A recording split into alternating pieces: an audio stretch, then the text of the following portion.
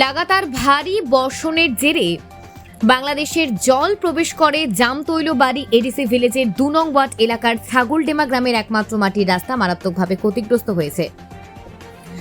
ফলে ছাগলডেমা এবং জামতৈলবাড়ি দুই গ্রামের মানুষের মধ্যে বন্ধ হয়ে গেছে যাতায়াত। গ্রামবাসীদের পক্ষ থেকে খবর পেয়ে কৈলাসহরে গভর্নমেন্ট প্লেডার তথা বিশিষ্ট সমাজসেবী সন্দীপ দেবরায় সহ কৈলাসহরে মহকুমা শাসক প্রদীপ সরকার, পূর্ত দপ্তরের আধিকারিক অম্লান দেবরাত, বিশিষ্ট সমাজসেবী হিমাংশু দাস সহ অন্যান্যরা ঘটনাস্থলে যান বুধবার।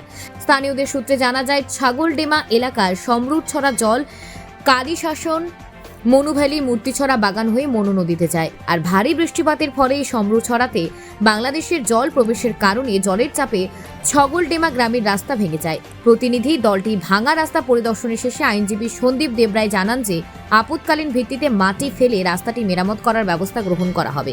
তাছাড়া খুব শীঘ্রই পাকা রাস্তা নির্মাণের উদ্যোগ নেওয়া হবে। স্থানীয় বিধায়ক তথা মন্ত্রী টিঙ্কুরা এবং স্থানীয় প্রশাসন সহ সবাই গ্রামবাসীদের পাশে রয়েছে। আমরা এখানে আসলাম, এসে দেখলাম এখানে যে পরিস্থিতি, এখানে আওয়াজাই খুব সমস্যা হচ্ছে। তো এখন এসডিও সাহেবও বলেছেন যে আপাতত এটাকে এখানে এখানে কোনো স্যান্ড মাঠ গানিবেদ দিয়ে ওটাকে একটু ঠিক করার জন্য আর বক্স কালভার জন্য প্রপোজাল পাঠাবেন খুব তাড়াতাড়ি, এবং এসডিএম সাহেবের সঙ্গে আলোচনা হয়েছে ভবিষ্যতে কীভাবে এটা সমাধান করা যায়।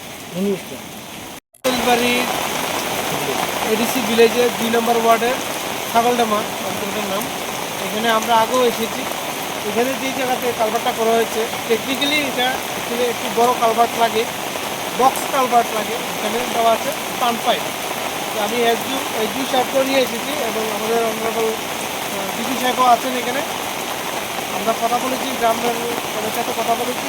এখন বৃষ্টিটা থামলে আপাতত যাতে সমস্যার সমাধান হয়, মাটি কাটি দিয়ে বালি দিয়ে এটাকে সমাধান করা হবে, এবং যখন সিজন চেঞ্জ হবে নতুন সিজনেতে, ড্রাই সিজনেতে এটাতে যাতে বক্স কালভার্ট করে তার জন্য আমরা আবেদন রাখবো।